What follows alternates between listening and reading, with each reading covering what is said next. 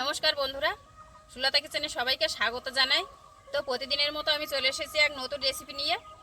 আমি আজকের এই গরমের সময় আমরা কিন্তু অনেক সময় বাজারে বা রাস্তাতে বিক্রি হয় তেঁতুলের আচার বা ফুচকা, অনেক রকম আচার বিক্রি হয়, তো আমরা রাস্তাতে কিনে খাই। তো আজকের আমি বাড়িতে তেঁতুলের আচার বানাবো, তোমরা কিন্তু দেখতে থাকো।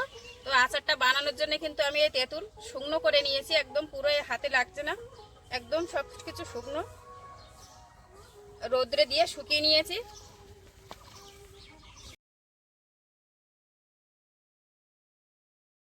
তো এই তেঁতুলগুলো আমি প্রথমে কিন্তু এরকম ছোট টুকরো করে নেব, এরকম ছোট ছোট টুকরো করে নেব। বড়গুলো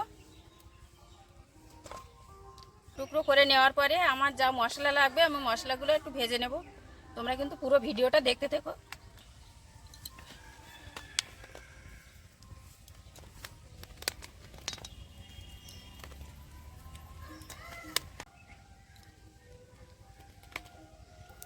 সবকটা তেঁতুলই আমি এরকম টুকরো করে করে নেব।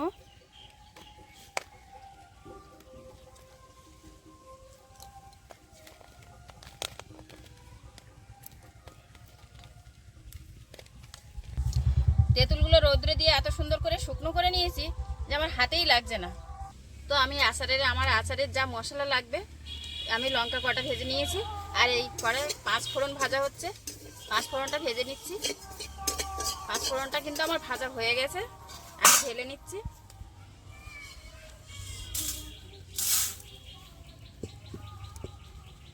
কটা লঙ্কা ভেজে নিয়েছি আর 5 ফোড়ন ভেজে নিয়েছি, এই যে। তো তেঁতুলের আচারের জন্য আমি যা যা লাগবে আমি সব নিয়ে নিয়েছি। চিনি, বিট লবণ, জিরে ভাজার গুঁড়ো, লঙ্কা ভাজা আর 5 ফোড়ন ভাজা গুঁড়ো করে নেব এগুলো। প্রথমে আমি চিনিটা গলিয়ে নেব, জল দিচ্ছি কড়াইতে অল্প পরিমাণে। তো আমি জলে চিনিটা দিয়ে দিচ্ছি।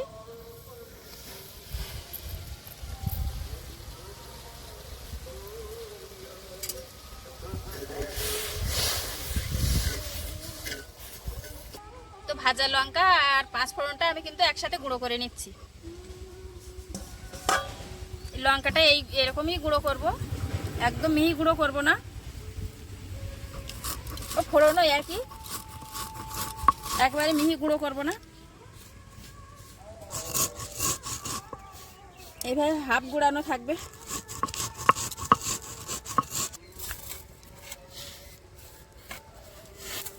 আমার চিনি গলে গেছে, আমি তেঁতুলটা দিয়ে দিচ্ছি।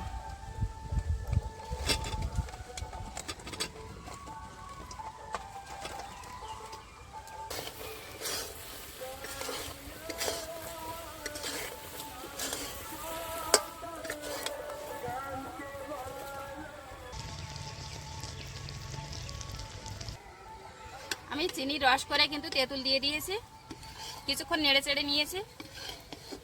এবারে আমি লবণ দিয়ে দিচ্ছি, বিট লবণ,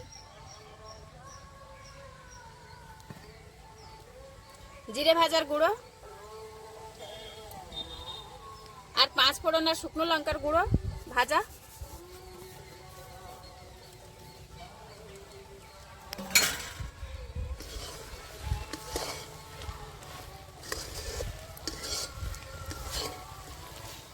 তো আমার আচার কিন্তু হয়ে এসছে,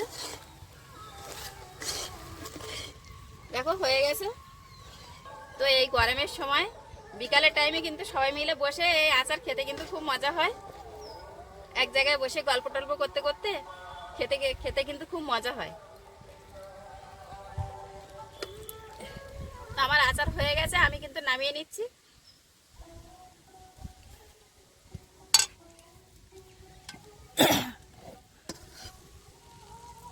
দেখো তেঁতুলটা কিন্তু গোটা গোটাই আছে,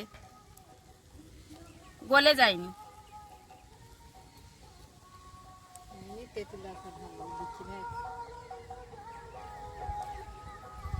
তো আমার আচারটা তো হয়ে গেল, আমি নামিয়ে নিয়েছি।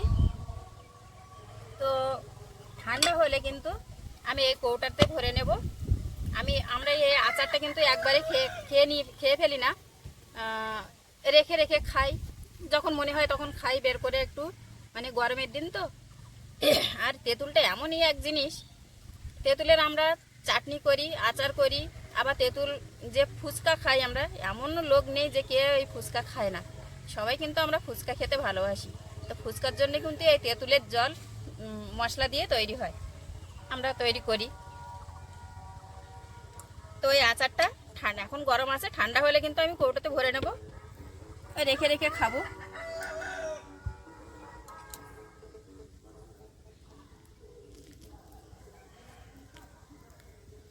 তো বন্ধুরা, আমার এই তেঁতুলের আচার বানানোটা তোমাদের কেমন লেগেছে সেটা কিন্তু আমাকে কমেন্ট করে অবশ্যই অবশ্যই জানাবে।